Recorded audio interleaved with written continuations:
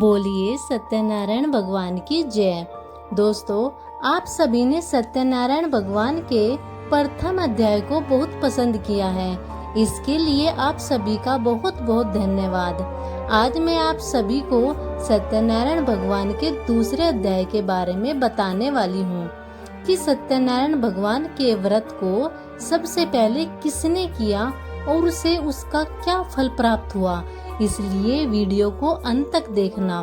चलिए कथा को आरंभ करते हैं। सूत जी बोले, हे ऋषियों, जिसने पहले समय में इस व्रत को किया था उसका इतिहास मैं कहता हूँ, ध्यान से सुनो। सुंदर काशीपुरी नगरी में एक अत्यंत निर्धन ब्राह्मण रहता था। भूख प्यास से परेशान होकर वह धरती पर घूमता रहता था। ब्राह्मणों से प्रेम करने वाले भगवान सत्यनारायण एक दिन ब्राह्मण का वेश धारण कर उसके पास जाकर बोले, हे ब्राह्मण, तुम प्रतिदिन दुखी होकर पृथ्वी पर क्यों घूमते हो? दीन ब्राह्मण बोला, मैं निर्धन हूँ, भिक्षा के लिए धरती पर घूमता हूँ। हे भगवान, यदि आप इसका कोई उपाय जानते हैं तो मुझे बताइए। वृद्ध ब्राह्मण कहता है कि सत्यनारायण भगवान मनोवांछित फल देने वाले हैं, इसलिए तुम उनका पूजन करो। इसे करने से मनुष्य सभी दुखों से मुक्त हो जाता है। वृद्ध ब्राह्मण बनकर आए सत्यनारायण भगवान उस निर्धन ब्राह्मण को व्रत का सारा विधान बताकर अंतर ध्यान हो गए। ब्राह्मण मन ही मन सोचने लगा, जिस व्रत को व्रत ब्राह्मण करने को कह गया है, मैं उसे जरूर करूँगा। यह निश्चय करने के बाद उसे रात में नींद नहीं आई। वह सवेरे उठकर सत्यनारायण भगवान के व्रत का निश्चय कर भिक्षा के लिए चला गया। उस दिन निर्धन ब्राह्मण को भिक्षा में बहुत धन मिला, जिससे उसने अपने बंधुओं के साथ मिलकर श्री सत्यनारायण भगवान का व्रत संपन्न किया। भगवान सत्यनारायण का व्रत संपन्न करने के बाद वह निर्धन ब्राह्मण सभी दुखों से छूट गया और अनेक प्रकार की संपत्तियों से युक्त हो गया। उसी समय से यह ब्राह्मण हर महीने इस व्रत को करने लगा। इस तरह से सत्यनारायण भगवान के व्रत को जो मनुष्य करेगा वह सभी प्रकार के पापों से छूटकर मोक्ष को प्राप्त होगा।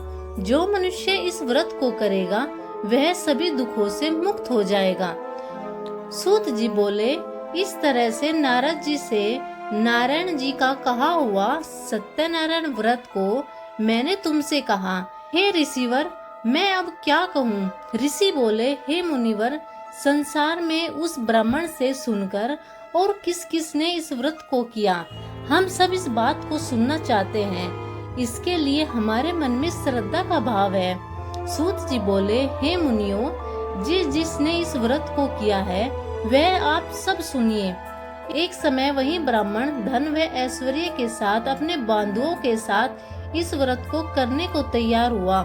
उसी समय एक लकड़ी बेचने वाला बूढ़ा आदमी आया और लकड़ियां बाहर रखकर अंदर ब्राह्मण के घर में गया।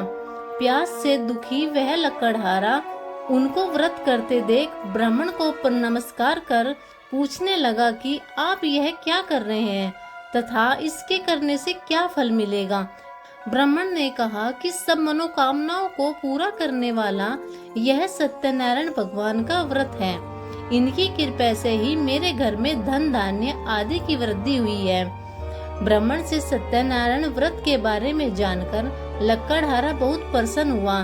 चरणामत लेकर वह प्रसाद खाने के बाद वह अपने घर गया। लकड़हारे ने अपने मन में संकल्प किया कि आज लकड़ी बेचने से जो धन मिलेगा उसी से श्री सत्यनारायण भगवान का उत्तम व्रत करूंगा। मन में इस विचार को लेकर बूढ़ा आदमी सर पर लकड़ियां रख उस नगरी में पहुंचा जहां धनी लोग ज्यादा रहते थे। इसी नगरी में उसे अपनी लकड़ियों का दाम पहले से 4 गुना अधिक मिला। बूढ़ा प्रसन्नता के साथ दाम लेकर केले, शक्कर, घी, दूध, दही और गेहूं का आटा ले और सत्यनारायण भगवान के व्रत की अन्य सामग्रियां लेकर अपने घर चला गया। वहां उसने अपने बंधुओं को बुलाकर विधि विधान से व्रत किया और सत्यनारायण भगवान का पूजन किया।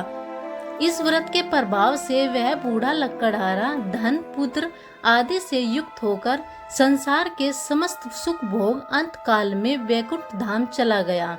बोलिए श्री सत्यनारायण भगवान की जय।